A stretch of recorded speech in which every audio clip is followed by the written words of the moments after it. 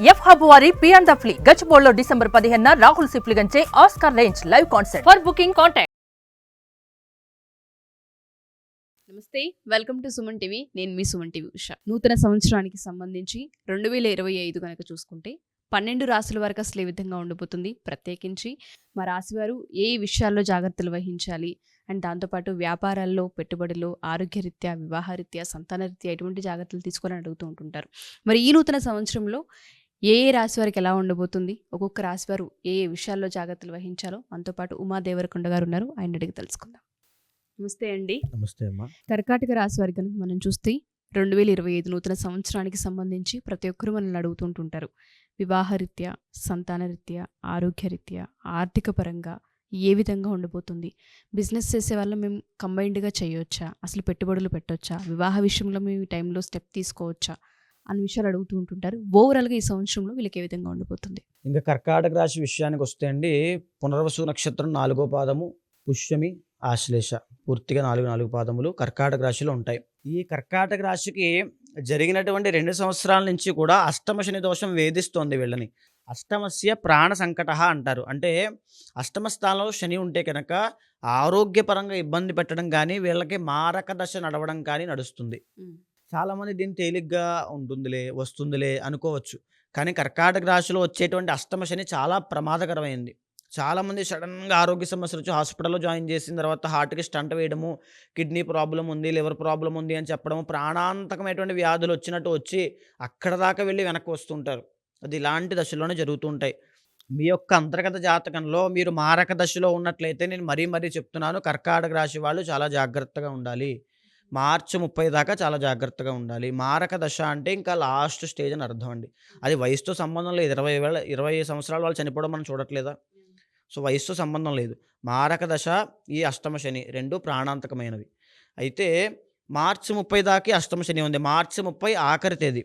So అప్పటిదాకా మీరు జాగ్రత్తగా ఉంటే సరిపోతుంది. ఆడవాళ్ళైనా మగవాళ్ళైనా వాహన ప్రమాదాలు అయ్యేటువంటి యోగం ఉంది కాబట్టి, అంటే వాహన ప్రమాదాలే కాదు ఎలాంటి ప్రమాదాలైనా యోగం ఉంది కాబట్టి చాలా అప్రమత్తంగా వెళ్ళేటప్పుడు, వచ్చేటప్పుడు హెల్మెట్ పెట్టుకుని చాలా జాగ్రత్తగా వెళ్ళి రావడము. దాంతోపాటు ఇంట్లో ఉన్నప్పుడు కూడా బలమైనటువంటి వస్తువులు లేదా ఏం చేసినా సరే, చాలామందికి నేను జాతకం చూసే క్రమంలో అష్టమ శని నడుస్తోంది, చాలా జాగ్రత్తగా ఉండండి, వాహన ప్రమాదాలు అవుతాయని చెప్తే ఓకే, వాళ్ళు వాహన ప్రమాదాల విషయంలో చాలా జాగ్రత్తగా ఉన్నారు.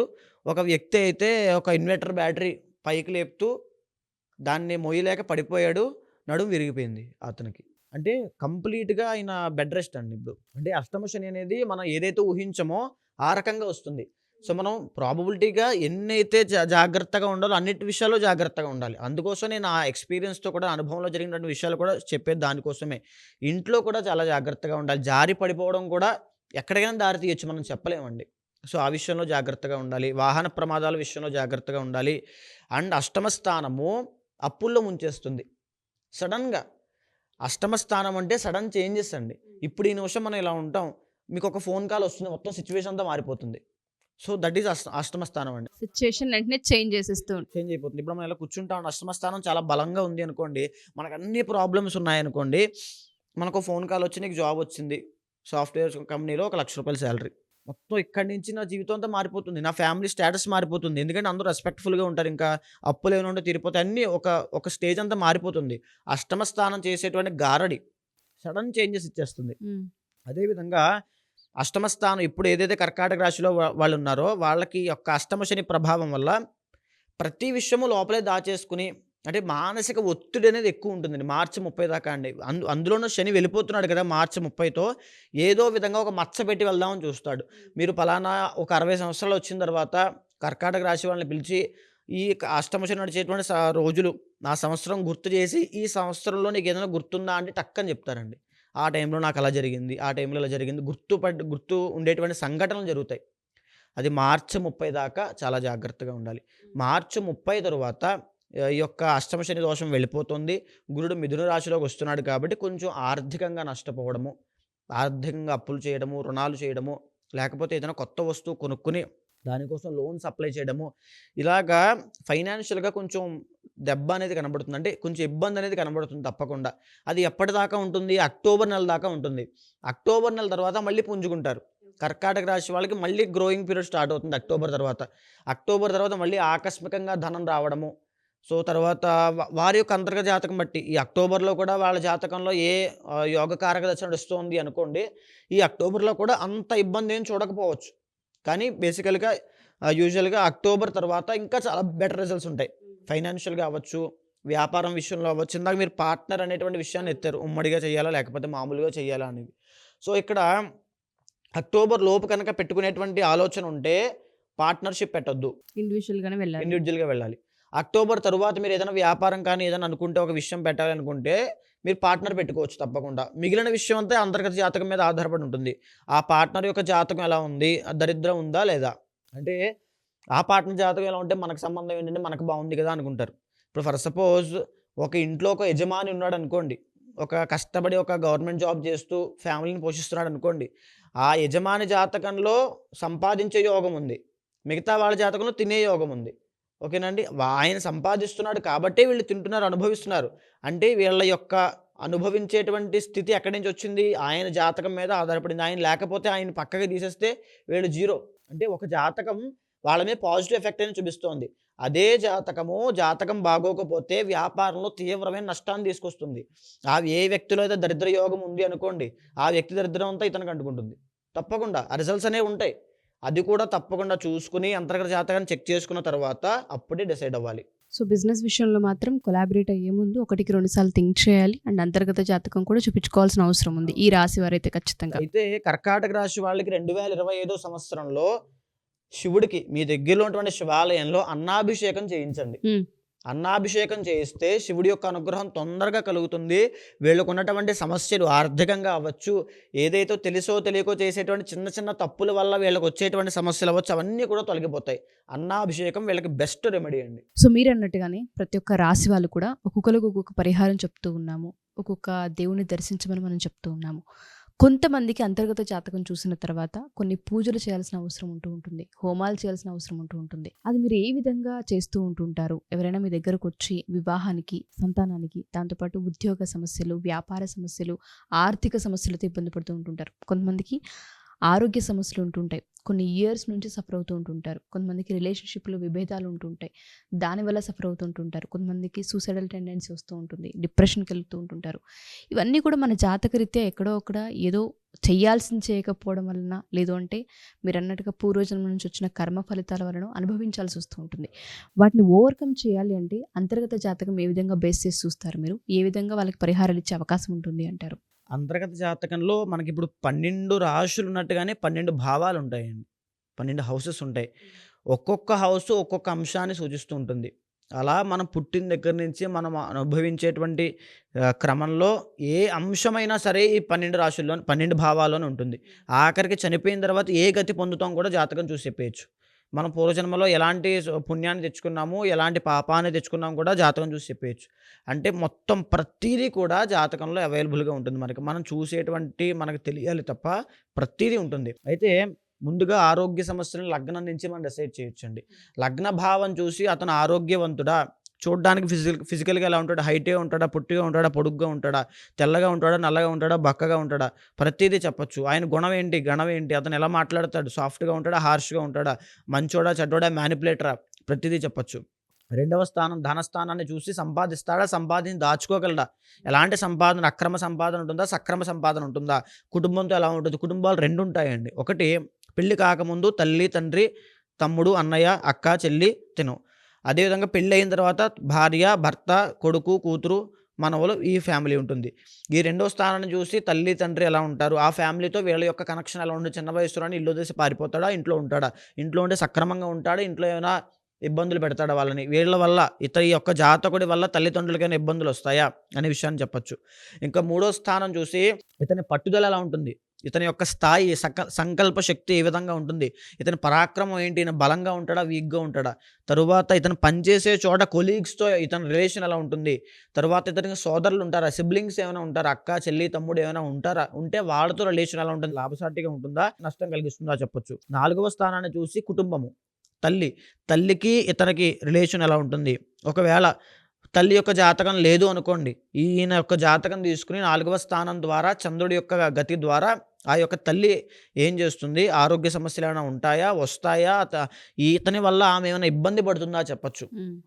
4వ స్థానంలో వల్ల ఇతను గృహయోగం ఉంటుందా, ఈ అపార్ట్మెంట్ కొంటాడా, హౌస్ కొనుక్కుంటాడా, లేకపోతే కొన్న ఇల్లు అమ్మడానికి దీనికి లేకుండా చాలామంది కబ్జాలకు అయ్యి 10 సంవత్సరాలు 20 సంవత్సరాలు అలా ఉండిపోతాయి. అలాంటి స్థితిలోనే ఉంటుందా, ఇల్లు కట్టే క్రమంలో ఎన్ని సంవత్సరాలు కష్టపడతాడు, అసలు గృహయోగం ఉందా లేదా, జీవితాంతం అద్దెంట్లో కూడా ఏడుస్తాడా అనే విషయం కూడా చెప్పొచ్చు. ఇంకా 5వ స్థానాన్ని చూసి లవ్ మ్యారేజ్ అవుతుందా, అరేంజ్డ్ మ్యారేజ్ అవుతుందా, ఇతని నడవడిక ఎలా ఉంటుంది, బిహేవియర్ ఎలా ఉంటుంది, ఇతని యొక్క మాట్లాడే తత్వం ఎలా ఉంటుంది, ఇతనికి సంతాన యోగం ఉందా లేదా, అబ్బాయి పుడతాడా, అమ్మాయి పుడుతుందా, ఎంత లేటుగా పుడతారా, తొందరగా పుడతారా, పుట్టిన తర్వాత వాళ్ళకి కలిసి వస్తుందా, లేకపోతే నష్టం కలుగుతుందా. 5వ స్థానాన్ని చూసి మంత్రస్థానం కాబట్టి ఈ వ్యక్తి ఏ దేవతను ఆరాధన చేస్తే ఇతనికి సిద్ధిస్తుంది మంత్రము, ఏ మంత్రం ఆరాధన చేస్తే మంత్రశక్తి ఉంది, మంత్రబలం అందుతుంది అనే విషయాన్ని చెప్పొచ్చు. 6వ స్థానాన్ని చూసి షష్ఠ స్థానం శత్రు రోగ రుణస్థానం కాబట్టి శత్రువులు ఉంటారా, బయట శత్రువులు ఉంటారా, ఇంట్లో శత్రువులు ఉంటారా, కుటుంబంలో చాలామంది వెన్నుపోటు పొడుస్తుంటారు, అలాంటి శత్రువులు ఉంటారా, బయట శత్రువులు ఎవరైనా పగబట్టి ఉంటారా, లేకపోతే అంతఃశత్రువులు కామ క్రోధ లోభ మోహ మదమాత్సల్యాలు శత్రువులుగా మారి తను ఇబ్బంది పెట్టి స్వయంకృతాపరాధం చేసుకునేలా చేస్తాయా అనే విషయాన్ని మనం చెప్పొచ్చు. రోగాలు వస్తాయా, ఎలాంటి రోగాలు వస్తాయి, కిడ్నీలు పోతాయా, లంగ్స్ పోతాయా, లివర్ పోతుందా, కంటి సమస్యలు వస్తాయా, సైనస్ ప్రాబ్లం వస్తుందా, లెగ్ పెయిన్స్ వస్తాయా, సయాటిగా వస్తుందా, స్పాండిలైటిస్ వస్తుందా చెప్పొచ్చు. తరువాత అప్పులు సక్రమంగా చేస్తాడు. చాలామంది బిజినెస్ ఇన్వెస్ట్మెంట్ కోసం అప్పులు చేసి పెట్టుబడి పెడుతుంటారు, అది అప్పుల్లో క్యాలిక్యులేషన్ రాదు. ఒక బిజినెస్ కోసం చేసేటువంటి సక్రమమైన రుణం అది, సో అది అప్పుల్లోకి రాదు. అలాంటి రుణాలు చేస్తాడా, లేకపోతే తాగేసి విచ్చలవిడిగా తిరుగుతూ జోదం ఆడుతూ చేసేటువంటి అప్పులు చేస్తాడా, అప్పులు తీర్చగలడా లేదా, రుణాలు ఎలాంటి రుణాలు ఉంటాయి చెప్పొచ్చు.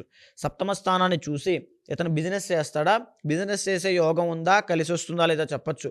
7వ స్థానం చూసి వచ్చే భార్య ఏ దిశ నుంచి వస్తుంది, ఎలాంటి గుణగణాలు ఉంటాయి, అందంగా ఉంటుందా, చండాలంగా ఉంటుందా, లేకపోతే భార్య వచ్చిందో కలిసి వస్తుందా, కలిసి రాదా, అసలు భార్యతో కలిసి ఉంటాడా, కలిసి ఉండడా, ఇద్దరికి సౌఖ్యం ఉందా లేదా అనే విషయాన్ని చెప్పొచ్చు. 8వ స్థానాన్ని చూసి తన సీక్రెటివ్ మైండ్ సెట్ ఉందా, లోపల ఎన్ని విషయాలు దాచుకుంటాడు, బయట కనిపించే వ్యక్తి ఇంకొక వ్యక్తి ఏమైనా ఉన్నాడా, అంటే ఏమైనా డిప్రెషన్, ఇతని మానసిక స్థితి ఎలా ఉంటుంది, మానసిక ధైర్యం ఎలా ఉంటుంది, తర్వాత ఇతనిలో జరిగే మార్పులు ఎంత ఫాస్ట్గా చేంజ్ అవుతూ ఉంటాయి, ఇతని ఆయుష్ ఎంత ఉంటుంది, ఆయుష్ కూడా క్యాలిక్యులేట్ చేయొచ్చు. భాగ్యస్థానాన్ని చూసి ఇతని తండ్రి ఏం చేస్తుంటాడు, తండ్రి వల్ల ఇతనికి లాభం వస్తుందా, నష్టం వస్తుందా, అసలు తండ్రి వల్ల ఇద్దరికి రిలేషన్ బాగుంటుందా, బాగోదా, ఇతను పూర్వజన్మ నుంచి ఎంత పుణ్యాన్ని తీసుకొని వచ్చాడు, ఇతనికి సంపాదించే యోగం ఉందా లేదా, 10 మందికి పెట్టే యోగం ఉందా, 10 మంది దగ్గర అడుక్కోవడం లాంటివి చేస్తాడా, అంటే అతని యొక్క స్థితి, ఆర్థిక స్థితి, సంపాదించేటువంటి భాగ్యస్థానం ఎలా ఉంది అనేటువంటి విషయాన్ని భాగ్యస్థానం 9వ స్థానాన్ని చూసి చెప్పొచ్చు. తర్వాత 10వ స్థానానికి వెళ్ళేసరికి వృత్తి కర్మ, ఇతను జీవితాంతము లేబర్ పని చేసుకుంటూ బతుకుతాడా, లేకపోతే జీవితాంతం షార్ట్ కట్లో ఫాస్ట్గా ఎదిగిపోతాడా, అసలు ఏ పని చేస్తాడు, బిజినెస్ చేస్తాడా, ఉద్యోగం చేస్తాడా, బిజినెస్ చేస్తే ఏ రకమైన బిజినెస్ చేస్తాడు. చంద్రుడు వచ్చాడు అంటే డైరీ ఫార్మ్ అవ్వచ్చు, లేకపోతే ఫుడ్ బిజినెస్ అవ్వచ్చు, బుధుడు వచ్చాడంటే ఇంపోర్ట్స్ అండ్ ఎక్స్పోర్ట్స్ అవ్వచ్చు, కుజుడు వచ్చాడంటే అగ్రికల్చర్ అవ్వచ్చు, రియల్ ఎస్టేట్ అవ్వచ్చు. ఇలా అన్ని రకాలటువంటి అంశాల మీద మనం గమనించిన తర్వాత ఏ బిజినెస్ చేస్తాడో, అసలు చేస్తాడా చేయడా, వృత్తి జీవితాంతం చాలామంది సెటిల్మెంట్ ఉండదు, వచ్చినటువంటి ఆస్తిని అలా గడిపేస్తూ ఉంటారు. ఆ రకమైన పరిస్థితుల్లో ఇతను ఉంటాడా. లాభస్థానాన్ని చూశాక ఇతను ఫ్రెండ్ సర్కిల్ ఎలా ఉంటుంది, ఇతను ఫ్యామిలీకి ఎంత ఇంపార్టెన్స్ ఇస్తాడు, ఫ్రెండ్స్లో ఇతను పనికొచ్చే వాళ్ళు ఉంటారు, ఇతను మోసం చేసే వాళ్ళే ఉంటారు. ఏ 11వ స్థానంలోనో ఏ కేతు ఉన్నాడు అనుకోండి సర్వనాశనం అయిపోతాడు, చెడు సహవాస దోషం పడుతుంది కాబట్టి. 11వ స్థానంలో రవి కుజుడు లేకపోతే ఆ యొక్క భావాన్ని గమనించిన తర్వాత అలాంటి మంచిది ఏమైనా ఉంటే కనుక పలుకుబడి ఉన్నటువంటి వ్యక్తులతో పరిచయాల వల్ల గొప్ప స్థాయికి వెళ్ళిపోతాడు, ఆ రకమైనటువంటి ఉంటుంది. ఇంకా 12వ స్థానం చూసిన తర్వాత ఇతనికి దీర్ఘకాలిక ఆరోగ్య సమస్యలు ఏమైనా ఉంటాయా, లేకపోతే దేశం దాటి బయటకు వెళ్ళి విదేశ యోగం ఏమైనా ఉందా, లేకపోతే 12వ స్థానం తర్వాత ఖర్చు ఎలా పడతాడు, లగ్జరీ కోసం ఖర్చు పెడతాడా, దేనికోసం ఖర్చు పెడతాడు, నిద్ర ఎలా పోతాడు, ప్రశాంతమైన నిద్ర ఉంటుందా ఉండదా, ఇతను సుఖాన్ని జీవితంలో సుఖాన్ని అనుభవించడా, చనిపోయిన తర్వాత మోక్షానికి వెళ్తాడా, మరి నరకానికి పోతాడా, ఏ జన్మ ఎత్తుతాడు అనే విషయాన్ని కూడా ప్రతిదీ డీప్ అనలైజ్ చేసి మనం చెప్పొచ్చు. ఇది అనలైజ్ చేసిన తర్వాత ఏ గ్రహం దానికి కారణం అవుతోంది, ఏ గ్రహం వల్ల ఇతను ఇబ్బంది పడుతున్నారు అని చూసి ఆ గ్రహానికి సంబంధించిన అధిదైవానికి ఆ యొక్క అధిదేవత ప్రత్యదేవతలకి జపము, హోమము, దానము, మార్జనము ఇవన్నీ చేసిన తర్వాత శివుడికి రుద్రాభిషేకం చేస్తే అతనికి ఏ యోగం కావాలంటే ఆ యోగం, ఏ సమస్యతో బాధపడితే ఆ సమస్య తప్పకుండా నెరవేరుతుంది. సో 12 స్థానాలు మనం చూసి వాళ్ళకి ఏ విధంగా ఉంటుందని చెప్పే అవకాశం మన దగ్గర ఉంటుంది. ఓకే, పూజలు కావాలన్నా మీరు నిర్వహిస్తూ ఉంటుంటారా అండి? నిర్వహిస్తుంటారు. ఓకే, సో ఎవరైతే మా ఈ వీడియో చూస్తూ ఉంటుంటారో ఈ రాశి వారు కనుక మీరు ఒకసారి అంతర్గత జాతకం చూయించుకోవాలి అనుకున్నా, ఒకసారి ఉమాదేవరకొండ గారిని కలవాలి అనుకున్నా డెఫినెట్గా అప్రోచ్ అవ్వచ్చు. కింద స్క్రోల్ అవుతున్న కాంటాక్ట్ నెంబర్ కనుక కాంటాక్ట్ చేస్తే టీం మీకు పూర్తి వివరాలు అందిస్తారు. థ్యాంక్ యూ అండి. థ్యాంక్ యూ సో నమస్తే. మచ్.